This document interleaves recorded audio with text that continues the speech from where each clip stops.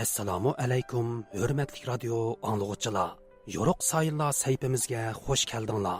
Men mazkur sayfining programma riyosatchisi Qutlan.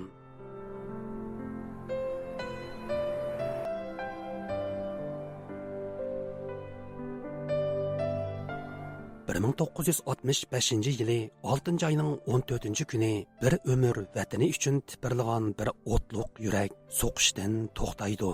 64 yillik qisqagina hayotiga 1930 yillardagi Xotan inqilobining yo'lboshchiligini, Sharqiy Turkiston tarixidan iborat buyuk bir obida asarning muallifligini, Xitoy tarixchilari bilan bo'lgan murassasiz qalam kurashlarini, shundaqla muhojiratdagi vatan davosining mushaqqatlik jarayonlarini sig'dirgan bu kishi vataniga tutashgan armonlari ilkida bu dunyo bilan vidolashidi. Bu kishi 20-asr Uyg'ur tarixidagi buyuk bir shaxsiyat Muhammad Emin Bug'rodir. Qadrli radio anglag'uchilar, tövəndə diqqətinizlə Muhammad Emin Bug'ro və onun kurash hayotiga bag'ishlangan maxsus radio programmasida bo'lg'ay.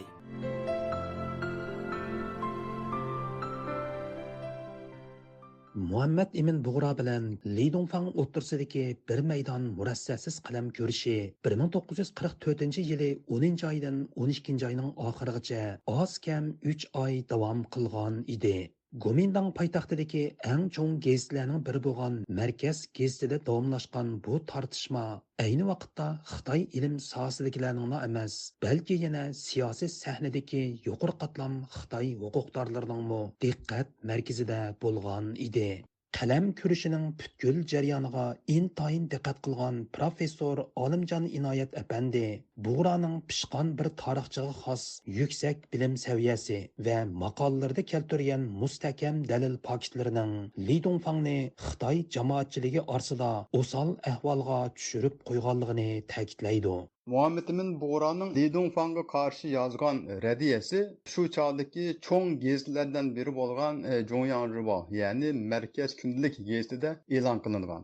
Shunga bu gazetda e'lon qilingan maqolalar jamiyatda qattiq g'ulg'ula qo'zg'agan. Muhammad Emin Bug'roning yuksak ilmiy saviyasi, keltirgan dalillari Li Dongfangni Xitoy jamoatchiligi orasida o'sal ahvolga tushirib qo'ygan. Amerikadagi mustaqil tadqiqotchi Taran Uyg'ur apandi Muhammad Emin Bug'ro bilan Xitoy tarixchisi Li Dongfang o'rtasidagi qalam ko'rishining butkul jarayonlarini inchiklik bilan kuzatgan yosh bilim odamlarining biridir. U Bug'ro bilan Li Dongfangning har bir parcha maqolasini ilmiy ig'irlik va pokit nuqtasidan tekshirib, Bug'roning maqolalarining puxta ilmiy asosga tayanganligini, Li Dongfangning bo'lsa siyosiy g'arazni maqsad qilgan tashviqotchilik saviyasida to'xtab qolganligini ilgari surdi. Mazkur maqolalarningki mayli Uyg'urcha yoki Xitoycha nusxasini o'qayli. Har ikki tarafningki qo'llangan metodlari, epag'an munoziralari, keltirgan material manbalarininki oz ko'pligi, shundaqla umuman maqolaninki ilmiy qiymati haqida nayt cho'ng farqlarninki bor ekanligini his qilamiz. Li Dongfangning maqolalariga nazar solgan bo'lsak, bu maqolalarni ilmiy maqola degandan ko'proq siyosiy tashviqot deyish texnik bo'lib keldi deb qarayman. Chunki maqolalarning siyosiy parog'i intayin kuchli. Har bir maqolada Li Dongfang o'zininki shaxsiy siyosiy ko'z qarashini o'tirib qo'yishdan chekinmagan. Shundaqla yolg'on yaxshichaq bo'lish orqali Kuomintang partiyasiningki jumladan butun Xitoy millatchilarininki ko'z qarashi va tashabbuslarini ilgari surgan deb qarayman. Taran Uyg'ur apandi Li Dongfangning maqolalaridan bir muncha asossiz bayonlarni misol keltirib, uning amaliyotda O'rta Osiyo turk tarixi haqida to'liq bilimi bo'lmagan chala savod tarixchi ekanligini, butkul nuqtai nazarlarining Xitoy shovinizmi, Xitoy irqchiligi va Xitoy tuproq kengaymichiligidan iborat siyosiy g'araz bilan to'lg'anligini eskartib o'tdi.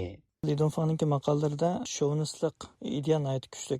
Ya'ni misol oladigan bo'lsak, o'zi Toshkent, Samarqand shunaqla O'rta Osiyo to'g'riliq kelgan vaqtda bu joylarni ikkilanmay turib bizning qadimiy tuproqlarimiz deb tilga oldi. Bundan boshqa yana Uyg'ur, Qozoq, Qirg'iz, O'zbek, Tatar qatorliq millatlarni millat, ya'ni Mingzu deb tilga olmay, qabila millat, ya'ni Buzu degan nom bilan tilga oldi. diqqatga arziydigan yana bir nuqta Li Dongfang'ninki Turkiya xalqlarininki tili, madaniyati, urf-odati va kelib chiqishi haqida chala savat hatto hech qanday savodning yo'q ekanligi. Masalan, Li Dongfang Orxun Mangutashlarininki qanday bir yodgorlik ekanligi, uning ustida yozilgan matnlarninki qanday mazmun ekanligi haqida hech qanday xabar yo'q turib, ularni faqat ma'ni diniga oid vasiqalar deb tugitadi. Bundan boshqa yana til, urf-odat va madaniyat jihatda bir-biriga intayin yaqin bo'lgan Uyg'urlar bilan o'zbeklarni xuddi orasida cho'ng bir farq bo'lgan ikki millatdek ko'rsatadi.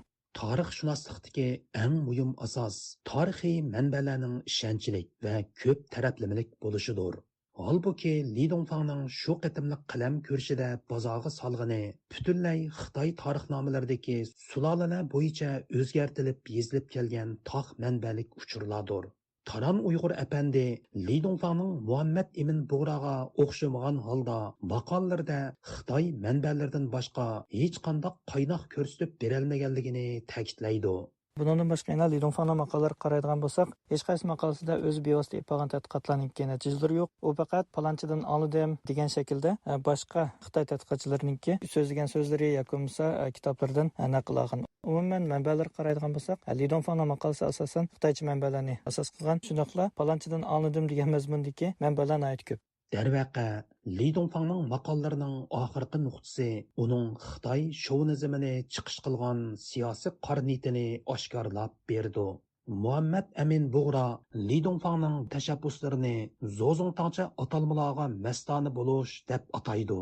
Oxirida Li Dongfang o'zining shaxsiy nomidan o'z partiyasiniki bo'libmi partiya ichidagi o'n qanot asabiylarninki siyosiy tashviqotini qilishdan yanmaydi va buning misol sifatida muxtoriyatni yana avtonomiyani nayini birlik qilib berish kerakligini shundaqla Xinjiang degan ismni o'zgartirishga o'zini qo'shildiganligi lekin buni Xinjiang ya'ni g'arbiy chegara yoki Gujiang ya'ni qadimgi chegara yoki bo'lmasa Tianshan ya'ni Tangirtog' o'lkasi degan nomlarga ya'ni Mamtun Bora apanning bo'yicha zo'zongtangcha atalmalarga o'zgartirishni tashabbus qildi. Demak, Li Dongfangning maqolalaridagi fikrning cho'ltiligi, metodniki aniq bo'lmasligi, temadan chetlashniki kuchli ekanligi va nihoyatda quyuq siyosiy puroqqa ega ekanligi bu maqolalarniki hech qachon ilmiy bir maqsadni ko'zlab yozilgan maqolalar emasligini ko'rsatib turibdi. Taran Uyg'ur apandining ta'kidlashicha, Li Dongfangning maqolalaridagi yengiltaklik, paket asosi yetarsiz bo'lish va quyuq siyosiy mavqega o'xshamagan holda Bug'ra o'zining javob maqolalarida kuchlik ilmiy dalil, ko'p qatlamli tarixiy manba va tarixshunoslik ilmiy metodologiyasini asos qilgan. Ya'ni Li Dongfangning paltisini Li Dongfangning putiga chapalgan. Li Dongfangning aksicha Mamtun Bora apandininki bu munozaralar jarayonida izchil holda ilmiylikdan chetnamaganligi, maqolalariga siyosiy to's yoki bo'lmasa yesilik aralashib qilishdan saqlanganligi, o'zining yo'ritib bermoqchi bo'lgan temalarninki nihoyatda aniq ekanligi, metodininki uch parcha maqolada izchil ekanligi, shundaqla ko'rsatgan dalillarninki nihoyatda qoyil qilarliq, mo'l va aniq ekanligi ko'rinib turibdi. Bu talash-tartishlar jarayonida yana Mamtun Bora apandi Li Dongfangninki o'zlarining so'zi, o'zininki bayonlari orqali Li Dongfangning siyosiy kimligi shundaqla uning o'tirib qo'yayotgan siyosiy tashabbuslari va mazkur maqolani yozish jarayonida ilmiylikdan chetnagan bir axloqqa yot qilmishlarni o'tirib qo'ygan va qattiq qamchilay olgan. Li Dongfangning paltisini Li Dongfangning putiga chapalagan deb qarayman. Professor Olimjon Inoyatning qarashicha, Muhammad Ibn Bug'ra jiddiy bir tarixchi edi. Bug'raning Sharqi Turkiston tarixi nomli obida asarida tayangan mo'l va ko'p manbalik qaynoqlari uning Uyg'ur va turk tarixi haqidagi cho'nqur bilimini namoyon qilib beradi.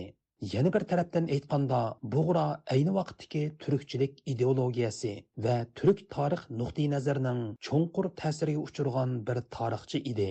Shundoq bo'lg'achqa, Bug'raning bu jihatdagi mo'l bilim asosi oldida Li Dongfang o'zining turk tarixi sohasidagi chala savodligini chandurib qo'ygan edi.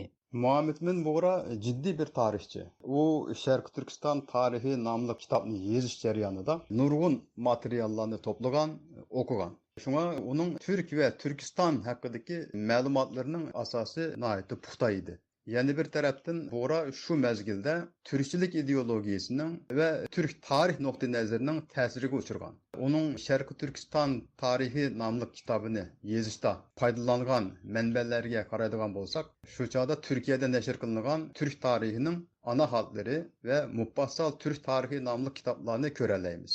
Bu kitoblar 1930-yillarda Turkiyada o'tirib qo'yilgan turk tarix nuqtai nazari asosida yozilgan edi. Bu nuqtai nazar bo'yicha aytganda, turklar oq tanlikka tabe bo'lib, O'rta Osiyolik bir millatdir. Medeniyetning merkezi O'rta Osiyodir. Türkler ana yurti bo'lgan O'rta Osiyodan qurg'oqchilik sababi bilan dunyoning har qaysi joylariga ko'chib ketgan va u yerlarga madaniyat tarqatgan degan bir nuqta nazar. Bu Türk tarix nuqta nazar deganimiz. Şuna Muhammed bin Bora bu Türkçülük ideolojisining va Türk tarix nuqta nazarining ta'sir usulgan bir kishi. Li Dongfangga qarshi yozgan radiyasida bu nuqta nazar nihoyatda foydali bo'lgan. Taran Uyg'ur apandining xulosa qilishicha, Bug'ra o'zining bir yurish maqolalari orqali Xitoy xalqiga Sharqi Turkiston tarixidan bir maydon kuchlik dars bergan bo'lsa, Chala savad tarixchi Li Dongfangga ilmiy axloq va odamiylikdan savoq bergan.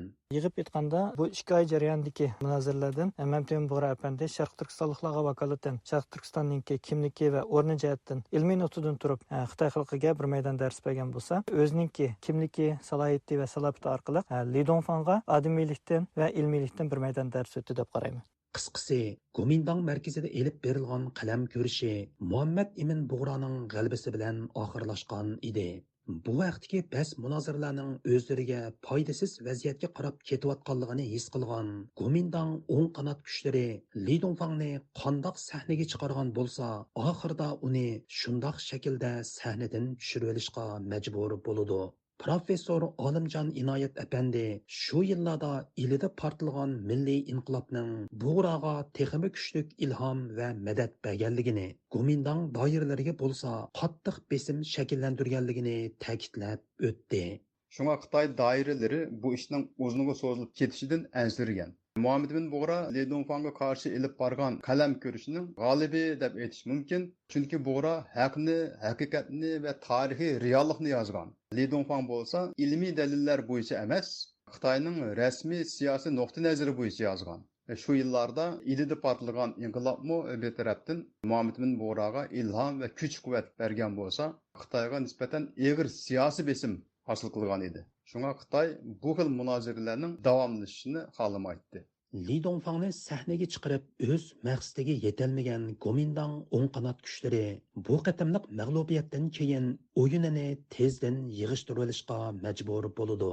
Chongqingdagi Markaz gazeti tahriroti Bug'raning 3-parcha maqolasidagi kuchlik bayonlarni kesib chiqarib o'tish va qisqartish usuli bilan e'lon qiladi.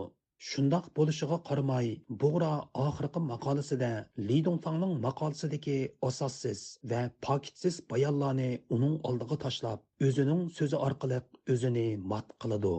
O'zlarining siyosiy maqsadlari uchun bu qitimliq talash-tortishni boshlatgan Gomindang o'ng qanot kuchlari vaziyatniki bag'an sari o'zining kontrolligidan chiqib ketayotganligi va o'ziga foydasiz yo'nalishda rivojlanayotganligini ko'rgandan keyin bu ishni asta yig'ishtirishga kirishgan. Bu jarayonda Mamtun Bug'ra apandininki eng oxirgi maqolasining ichidagi ayni vaqtdagi Xitoy siyosatini shunday vaziyatni tanqid qildigan nihoyatda o'tkir fikrlik so'z jumlalarni chiqarib aytishdan boshlagan. Li Dongfang yana Shanxay tarafidan chaqirilgan avom xalq qurultayida Sharq Turkistondagi 14 millatning millat nomining bekitilib bo'lganligini ham iddao qiladi. Bunga Mamtun Bug'ra apandi Li Dongfangning ilgirki maqolasida, ya'ni birinchi maqolasida millat nomining hech qachon siyosiy qarorlar bilan ilinmasligi kerakligini tavsiya qilganligini o'tirib qo'yib, Li Dongfangning o'zining so'zi bilan o'zini mat qildi. Qadrli radio anglag'uchilar, yuqorida 20-asr Uyg'ur tarixidagi mashhur shaxsiyat Muhammad Ibn Bug'ra va uning kurash hayotiga bag'ishlangan maxsus radio programmasining 38-qismini angladinglar. Bu vaqtdagi anglatishimizning oxiri davomli diqqatinglarda bo'ladi. Programmani Qutlan tayyorladi.